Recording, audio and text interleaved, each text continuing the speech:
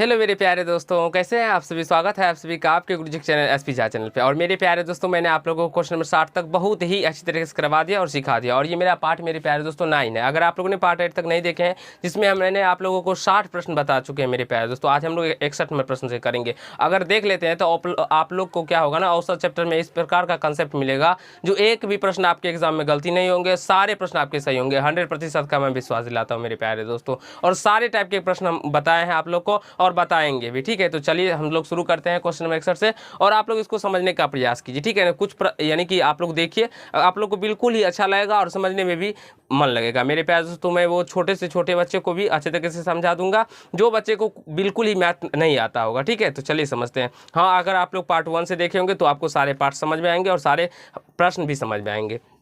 तो चलिए समझते हैं। क्वेश्चन नंबर 61 में कहा गया है 3 के प्रथम 5 गुणजों का औसत क्या होगा। तो देखिए मेरे प्यारे दोस्तों, क्वेश्चन नंबर आप लोग भी पढ़ लिए होंगे, जो 3 के प्रथम 5 गुणज। तो हमें 3 के प्रथम 5 गुणज जो लेना है तो वो क्या होंगे, 3 होंगे, फिर 6 होंगे, 3 दूना 6, 3 तिया 9, 3 चौके 12, 3 पचे 15। ये इस प्रकार हुए ना बाबू। अब देखिए ये सारे एपी में है, तो यहाँ से देखिए इसका जब हम लोग एवरेज निकालेंगे, मैंने आप लोग को बताया था कि अगर कोई भी नंबर एपी में होता है तो उसके first term plus last term को जोड़ के 2 से भाग दे देते हैं तो वो हमारा एवरेज निकल के आ जाता है, या एग्जैक्टली मिडिल नंबर जो होता है वो उसका औसत हो जाता है। तो जैसे अगर हम लोग बात करें यहाँ पे, तो इसका एग्जैक्टली मिडिल नंबर 9 है, तो यहाँ से आप लोग 9 भी दे सकते हैं। ठीक है, और मैं आप लोग को दूसरा तरीका भी बताता हूँ। जैसे कि मान लीजिए बहुत बड़ा संख्या का, ऐसे भी कह सकते हैं ना, 3 के 20 गुणजों का औसत कितना होगा, वो ऐसे भी तो पूछ सकता है। तो उस कंडीशन में आप लोग को क्या करना है, उसमें कैसे एवरेज निकालना है, तो उसका प्रथम गुणज तो 3 ही होगा ना बाबू, और लास्ट गुणज आपको केवल और केवल पता करना होता है। तो लास्ट गुणज जब आप लोग पता कीजिएगा, देखिए प्रथम गुणज इसका क्या होगा,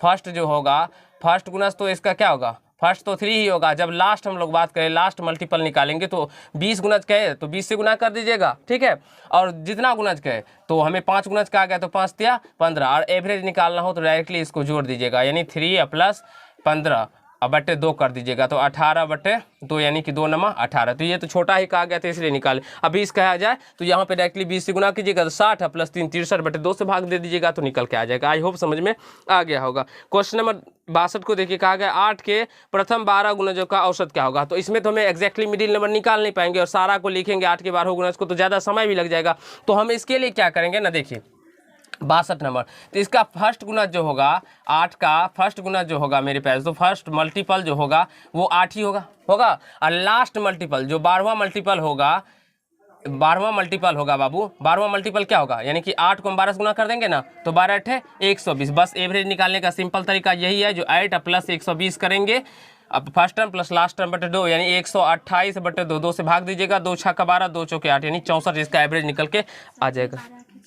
सॉरी हाँ, 12 8 96 होता है मेरे प्यारे दोस्तों। ठीक है, 96, तो यहाँ 96 आ जाएगा, 8 6 14 यानी कि 104 आ जाएगा। तो कोई बात नहीं, थोड़ा आप लोग देख लीजिएगा, 2 5 10 और 2 दूना 4, देखिए 52 निकल का इसका एवरेज निकल के आ जाएगा। तो इस प्रकार आप लोग खुद अपने से बना सकते हैं। आशा है मेरे प्यारे दोस्तों, आप गुणज वाले जितने भी प्रश्न होंगे वो आप लोगों से बन जाएंगे और एक भी प्रश्न आप लोग एग्जाम में नहीं गलती करेंगे, और इसी प्रकार से आप लोग भी बनाइएगा। ठीक है, चलिए हम लोग क्वेश्चन 3 शर्त को पढ़ते हैं। कहा गया है जो यदि 15a प्लस 15b बराबर 140 हो तो a तथा b का औसत कितना होगा। देखिए यहाँ से 63 नंबर प्रश्न को देखिए, 15a प्लस 15b बराबर कितना दिया गया, 140 दिया गया। मेरे प्यारे दोस्तों, हमें क्या करना है, यहाँ से 15 कॉमन ले लीजिएगा तो a प्लस b बचेगा, 15 कॉमन लेने के बाद ये 140 आ जाएगा। तो यहाँ से a प्लस b बराबर कितना आ जाएगा, 140 बटे 15, 5 से काट भी सकते हैं, तो 5 से 5 दिया 15, अब 5 से 5 दूना 10, 5 8 40, 28 बटे 3 आ गया बाबू। अब हमें एवरेज निकालना है, तो एवरेज बराबर क्या होता है,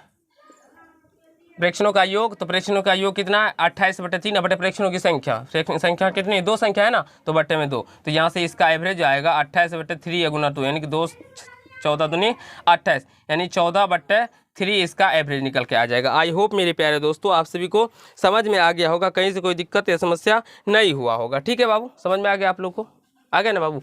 अब हम लोग क्वेश्चन 63 समझ के दिखाई पड़ रहा है ना नीचे।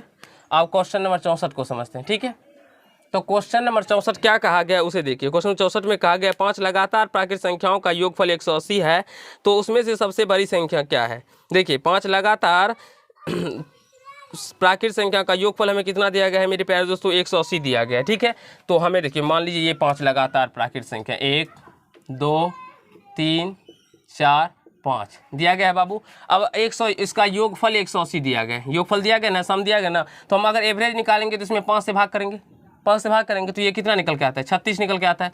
यानी कि ये जो होगा ये 36 यहाँ पे यानी एग्जैक्टली मिडिल नंबर होगा ना बाबू, क्योंकि 5 लगातार प्राकृत संख्या है, प्राकृत संख्या एपी में ही रहता है ना, तो यानी से यहाँ से हम कह सकते हैं इसका एवरेज यानी कि मिडिल नंबर जो होगा वो 36 होगा। अब हमें सबसे बड़ी संख्या पूछा गया तो ये 36 एक 37 होगा, क्योंकि प्राकृत संख्या है तो एक ही बढ़ेगा और यहाँ से ये 38 हो जाएगा। तो हमें सबसे बड़ी संख्या पूछा गया तो यहाँ से बड़ी संख्या बराबर मेरे प्यारे दोस्तों क्या हो जाएगा 38। अगर छोटी संख्या पूछा जाता तो ये कितना 36 है तो यहाँ पे 35 आ जाता है, ये 34 आ जाएगा। आप सारे को जोड़िए आपका योग 180 ही आएगा और भाग देने पे 36 ही आ जाएगा, यानी कि एवरेज। आशा है आप सभी को क्वेश्चन नंबर 64 भी समझ में आ गया होगा, कहीं से कोई तकलीफ समस्या नहीं हुआ होगा। अब हम लोग 65 नंबर को समझने वाले हैं। 65 नंबर में कहा गया है यदि 7 क्रमागत संख्याओं का औसत 35 है तो सबसे छोटी संख्या क्या है। मेरे प्यार तो 7 क्रमागत संख्या का औसत कितना है तो 35 है। देखिए अब यहाँ से 7 क्रमागत संख्या लेते हैं, देखिए 1 2 3 4 5 6 और यहाँ से देखिए 7 ले लिए ना।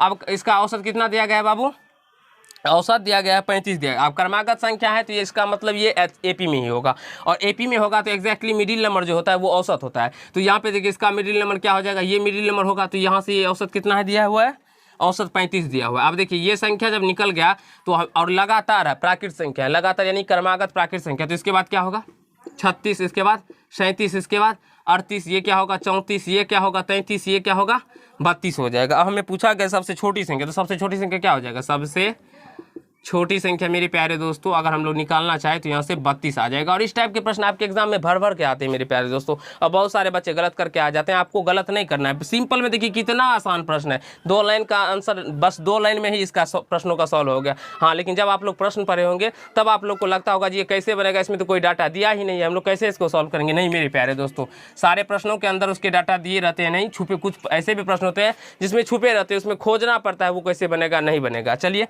66 नंबर प्रश्न को पढ़ते हैं, समझने का प्रयास करते हैं। तो 66 में कहा गया है लगातार 5 विषम संख्याओं का औसत 95 है तो अवरोही क्रम में चौथी संख्या क्या होगा। अब बात करते हैं 5 लगातार विषम संख्या, जैसे कि एक ये हो गया, दूसरा ये हो गया, तीसरा ये हो गया, चौथा ये हो गया, 5 है। अब इसका औसत कितना दिया गया है, औसत है 95। मेरे प्यारे दोस्तों 5 लगातार विषम संख्या है, विषम संख्या है ना बाबू। विषम संख्या का क्या कंडीशन होता है, जो अगर एक विषम संख्या है उसके बाद 3 होता है, उसके बाद 5 होता है, उसके बाद 7 होता है, ये लगातार है। और सारे विषम संख्या भी हमारे एपी में होते थे, इसीलिए इसका एग्जैक्टली मिडिल नंबर जो होगा वो 95 आ जाएगा। अब यहाँ से इसके आगे क्या होगा, तो ये 97 होगा बाबू, और ये 99 हो जाएगा। उसी प्रकार से ये 93 हो जाएगा, ये 91 हो जाएगा ना। अब हमसे पूछा गया है क्या, जो अवरोही क्रम में चौथी संख्या क्या होगा। अवरोही यानी कि क्या होता है, घटते क्रम। अवरोही यानी मेरे प्यारे दोस्तों घटते क्रम, अवरोही क्रम, अवरोही क्रम, अवरोही क्रम अगर हम लोग इस नंबर का लिखे तो ये क्या होगा, अवरोही क्रम इसका 99 होगा, फिर 97 होगा, फिर 95 होगा, फिर 93 होगा, फिर 91 होगा। क्योंकि ये घट रहा है ना, तो देखिए 99 बढ़ा है, फिर घट रहा है 97, फिर 95, फिर 93, फिर 91 घट रहा है, तो यहाँ से 34, तो पहला दूसरा तीसरा चौथा क्या आ गया, इसका आंसर 93। आई होप मेरे प्यारे बच्चों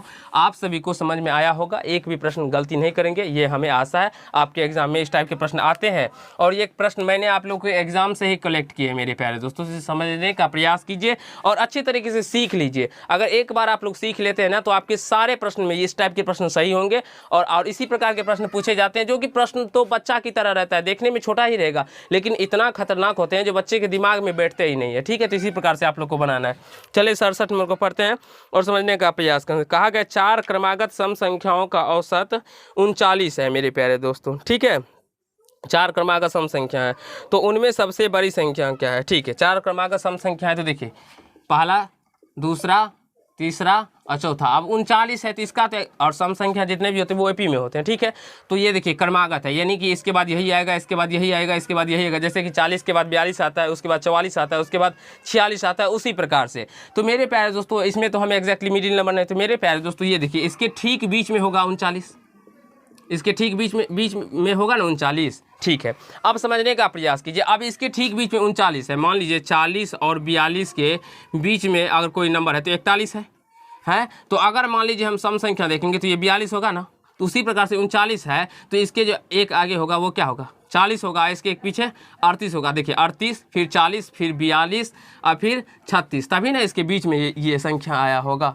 आया होगा ना बाबू। अब देखिए इसके पीछे एक 38 आप देखिए ये 4 लगातार सम संख्या देखिए 36, 38, 40, 42 आ गया ना। अब हमसे पूछा क्या गया है उसमें से, तो उसमें से सबसे बड़ी संख्या देख सकते हैं आप लोग यहाँ पे, बड़ी संख्या क्या हो जाएगा, सबसे बड़ी नंबर का बात करें मेरे प्यारे दोस्तों तो 42 आ जाएगा। तो आई होप मेरे प्यारे बच्चों आप सभी को समझ में आया होगा, कहीं से कोई दिक्कत या समस्या नहीं हुआ होगा। एक बार आप लोग समझ लीजिए अच्छी तरीके से, मैं आप लोग को फिर बताने का प्रयास करता हूँ और समझाने का प्रयास करता हूँ। तो चलिए फ्रेंड, अब हम लोग क्वेश्चन नंबर 68 को समझते हैं और उसे सीखने का प्रयास करते हैं। आशा है आप लोग क्वेश्चन नंबर 67 यानी कि 67 तक समझ गए होंगे। 68 में कहा गया मेरे प्यारे दोस्तों, जो 10 संख्याओं का औसत 17 है, यदि उनमें से प्रत्येक संख्या में 3 जोड़ दिया जाए तो नया औसत क्या होगा। अगर मेरे प्यारे दोस्तों किसी भी संख्या का औसत, यानी कि मान लीजिए 5 संख्या का औसत 10 दिया हो और प्रत्येक संख्या में 3 जोड़ा हो, तो आप लोग को इसमें हड़बड़ाना नहीं, डायरेक्टली आपको क्या करना है, तो जो एवरेज होगा ना, औसत होगा, उसमें आप लोग को 3 जोड़ देना है। तो जैसे कि हम लोग यहाँ पे देख रहे हैं, जो 10 संख्याओं का औसत 17 है, तो 10 संख्याओं का औसत 17 है, तो इसमें और कहा गया प्रत्येक संख्या में कितना जोड़ा जाता है, तो प्रत्येक संख्या में 3 जोड़ दिया जाता है। तो नया औसत यानी कि न्यू एवरेज का अगर हम बात करें, न्यू एवरेज जो होगा मेरे प्यारे दोस्तों, वो 17 में हम लोग को 3 को ऐड कर देना है, 17 3 20 आ जाएगा न्यू एवरेज। आशा है आप लोग को समझ में आया होगा। और देखिए जोड़ने के लिए कहा जाए तो डायरेक्टली एवरेज में ही जोड़ देना है आपको, घटाने के लिए कहा जाए तो डायरेक्टली आपको एवरेज में से घटा देना है, गुना करने के लिए हाँ, लेकिन आपको ध्यान रखना होगा जो प्रत्येक संख्या में वो किया जाए, प्रत्येक संख्या में से 2 घटाया जाए, प्रत्येक संख्या में 2 से गुना किया जाए, प्रत्येक संख्या में 2 से भाग दिया जाए। तो इस प्रकार के नंबर में हम लोग क्या करते हैं, डायरेक्टली एवरेज में ही 3 से जोड़ देते हैं, या तो 3 घटा देते हैं या 3 गुना कर देते हैं। अब देखिए 68 नंबर समझ में आ गया होगा। अब 69 यानी 69 नंबर को समझते हैं। कहा गया है जो 20 संख्याओं का औसत 10 है मेरे प्यारे दोस्तों, यदि उनमें से प्रत्येक संख्या में 2 घटा दिया जाए तो नया औसत क्या होगा। देखिए औसत 10 था ना, तो न्यू एवरेज जो होगा मेरे प्यारे दोस्तों, 10 में से हमें 2 को माइनस कर लेना है, जो निकल के आएगा 8 जो आएगा वो न्यू औसत आ गया। आ रहा है बाबू समझ में, कितना आसान प्रश्न है, ये देख लीजिए, समझ में आ गया होगा। अब 69 नंबर ये समझ में आ गया। हम लोग 70 नंबर समझते हैं मेरे प्यारे दोस्तों। कहा गया है 70 नंबर में, चलिए हम लोग देख लेते हैं। 70 में कहा गया है जो 10 संख्याओं का औसत 30 है, यदि प्रत्येक संख्या में 2 से भाग दे दिया जाए तो नया औसत क्या होगा। देखिए 30 है ना एवरेज, तो न्यू एवरेज जो होगा मेरे प्यारे दोस्तों, न्यू एवरेज जो होगा वो क्या कर दीजिएगा, 30 में 2 से भाग दे दीजिएगा। 2 से भाग दिया गया ना, तो 2 से भाग देने पर ये क्या हो जाएगा, 15 आ जाएगा। आई होप मेरे प्यारे दोस्तों आप सभी को क्वेश्चन नंबर 70 तक समझ में आ गया होगा। हाँ, अगर गुना करने के लिए कहा जाए तो गुना कर देते हैं सिंपली। तो इस टाइप के प्रश्न आप लोग क्या करेंगे, तो एग्जाम में देखते ही बना लेंगे। हमें विश्वास है जो आप लोग को समझ में सारे प्रश्न आ गया। अगर आप लोग को समझ में आ गया हो तो जरूर एक कमेंट कीजिएगा मेरे प्यारे दोस्तों, क्योंकि आपके कमेंट का हमें बेसब्री से इंतजार रहता है जो आपको समझ में आया या नहीं आया। तो धन्यवाद दोस्त, आज के पार्ट में इतना ही। अगर आप लोग को अच्छा लगा हो तो वीडियो को लाइक कीजिएगा, कमेंट कीजिएगा, शेयर कीजिएगा, और यदि चैनल पर नए हो तो चैनल को सब्सक्राइब करके बेल आइकन को प्रेस कीजिएगा, जिससे मेरी सारी वीडियो का नोटिफिकेशन आप तक पहुँचता है। धन्यवाद।